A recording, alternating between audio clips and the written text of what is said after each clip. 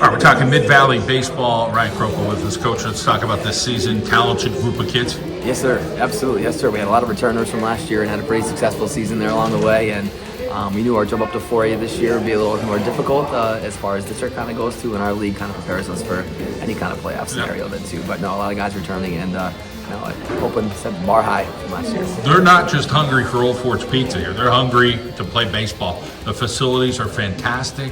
And you got some nice kids there. And I think, what your administration and what your school community, it's a great place to be right now, I think, Mid-Valley. 100%. I mean, from like you said, from our school board to administration on the way to, we have a fantastic booster club with great parents and great kids. I can't say enough about the kids we have in our program, 7 through 12, and it makes it, winning is obviously fun as well, but not having a great group of guys around all the time is makes every day enjoyable for sure. Let's talk about the work ethic and the hunger and, hey, we want to go do this. We want to beat this team. We want to beat that team.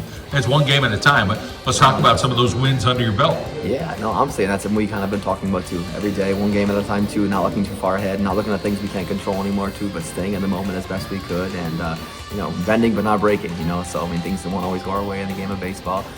But we kind of stay together as a team and cohesive as we possibly could, and knowing that, like you said, one day at a time, and worry about that day in the moment, and next day will happen, and after that too. But goals are always set for sure. Need pitching. We're going to talk about having arms. Absolutely. We had a lot of guys returning in too. We did lose one arm from last year, but we have our solid staff has been back too. I mean, Lorenzo's been outstanding on the bump, and we have Nicky Mills and Cooper Savage and Bright Yanoski had some innings up this year too, and with us Carter Masevich as well. So, no, that's the name of the game as far as high school baseball goes. We're playing 20 games in less than 60 days. So, having arms kind of get there, and maybe they'll rely on those there too. And of course, when our bats are swinging, it makes it a little bit easier as well. So, you can't do it on your own.